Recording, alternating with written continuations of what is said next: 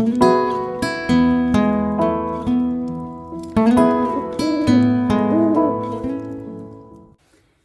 everybody, I thought that I would share another baking day with you.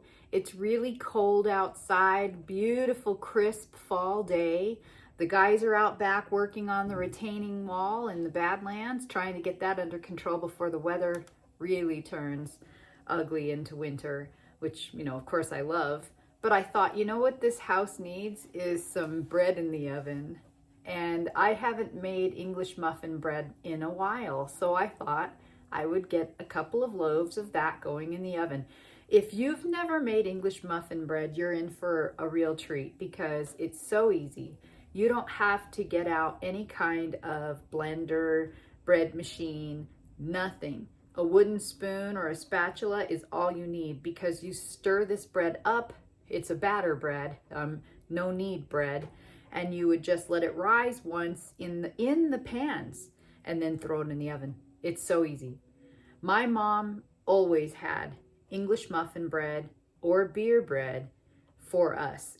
Matter of fact, growing up, I don't recall having bags and bags of English muffins in the house because she always had the English muffin bread ready to go.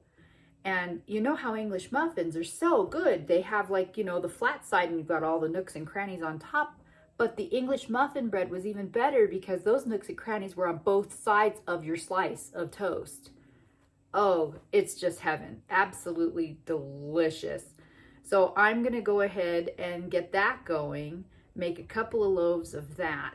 And I think it's going to be really great. I think you're going to enjoy it. Let's get started. Staying on the frugal side, I've used my butter paper to grease both of my bread pans. And then I'm going to sprinkle just a little bit of cornmeal into each bread pan so that way the bread can pick some of that up when it's baking. I have my small saucepan. And to that, I'm going to add 1/4 of a cup of water. I'm going to put it on the oven and get it just warm enough to where I can put my finger in it and it would be like, kind of feeling. You don't want anything too hot because I don't want to kill the yeast. You don't want it to be too cold because, again, that could kill the yeast. So we want it just at a temperature where it's, nice and lukewarm. To the warm water, I'm going to add about 1 tablespoon of honey. I'm not using sugar for this recipe. I'm using honey. And I'll use a wooden spoon to get that stirred up a bit and equally all melted into the water. To my warm water and honey mixture, I've added 2 tablespoons of yeast.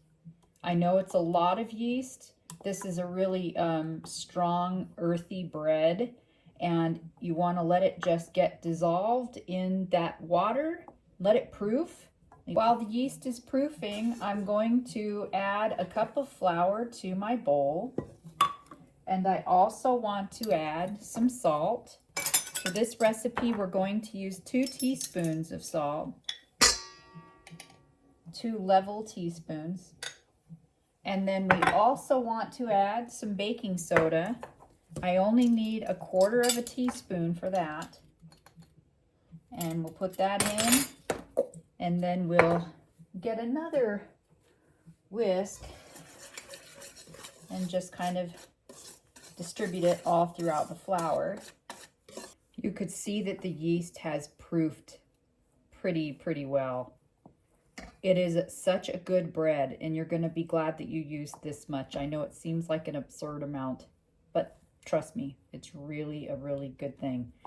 I'll pour all that in there with the flour and salt mixture with the baking soda, and I'm going to use this same pan to add 2 1/4 cups of milk, and I'm going to warm that up a little bit, and then we'll add that and more flour. Likewise with the milk, the same as you did with the water.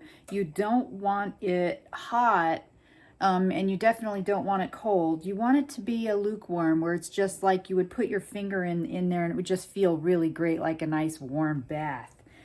The milk is perfect. I'm going to pour it in with the yeast and the 1 cup flour mixture.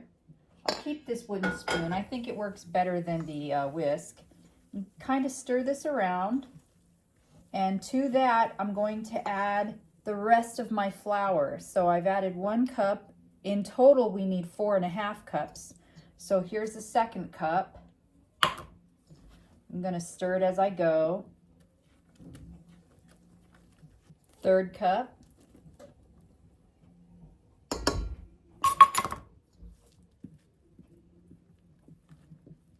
4th cup. I'm going to stop before I add the last 1/2 cup. And I'm doing that because this might be enough. Once I get this all stirred together, I might get that gooey, sticky dough that I'm looking for. This is not going to produce a bread dough that's smooth at all. It's going to be sticky and gloopy, and that's exactly what you want for this recipe, because that's what forms all those nooks and crannies that we're looking for, all those comforting crunches. That's what we want. So we're going to, let's check it out. Let's see, because sometimes based on the moisture content in the air in your home or that time of year, it might need more flour or less. And right now I think I'm almost where I want to be. Almost. I'm going to add a little bit more flour. Maybe I will add about 1/4 cup. Here's that last 1/4 cup. And give it a stir, see what we got. You know, the other day I had made that maple apple butter, and oh my gosh, that's going to be so good with this. Well, I think I'm almost there, and I think I could even get away with adding just 1/4 cup more flour. And that would get us to the full 4.5 cups of flour that the recipe called for. All right, let's stir the last of that up. Yeah, I think now that this is what I've been looking for. It's not quite a traditional soft, smooth dough. This is where it's going to get just a little bit messy. I'm going to try to put these in the baking pans about as equal amounts as possible. And never been very good about that. So we'll see how it goes. I can already see one has more than the other. These are ready to put somewhere warm. I'm going to place them in my microwave with a cup of really hot water. It's a draft-free place in the microwave, and I want to let it sit in there for 30 to 40 minutes while they double in size. The bread has finished rising, and I'm going to put it in the oven. You can see that it's about level with the bread pan. That's perfect. It's going to rise a little bit more. We'll put it at the oven at 425 and bake it between 35 and 40 minutes or until it's nice and golden. The bread's been done for a few hours. I let it cool off in the pans before I decided to take it out. You really want to be patient with that because it'll cut so much easier if you let it cool in the pan. So that's what I've done. I went ahead and I sliced it. I got 2 loaves out of that batch, but you could see, look at that. Look at that.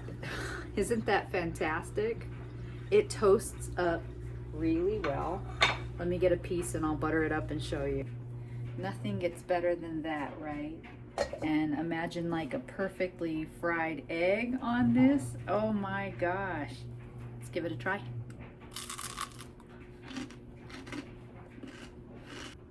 It was worth every second of effort it took to make the bread. It was perfect, really crunchy, really delicious, made the whole house smell amazing. It was just really great. I hope that you all enjoyed that recipe. I hope that you try it yourself. And if it's not my recipe that you try another one, because English muffin bread, it's just the way to go. It's perfect. And you can have this for dinner with a dish. You don't need to have it with eggs or anything in the for your breakfast. You can have it with something else. I mean, it's versatile. Give it a try. I hope you like it. and share with like-minded people. And don't forget to subscribe. Hit that subscribe button and help me to grow this channel. We'll see you guys again soon. Bye-bye.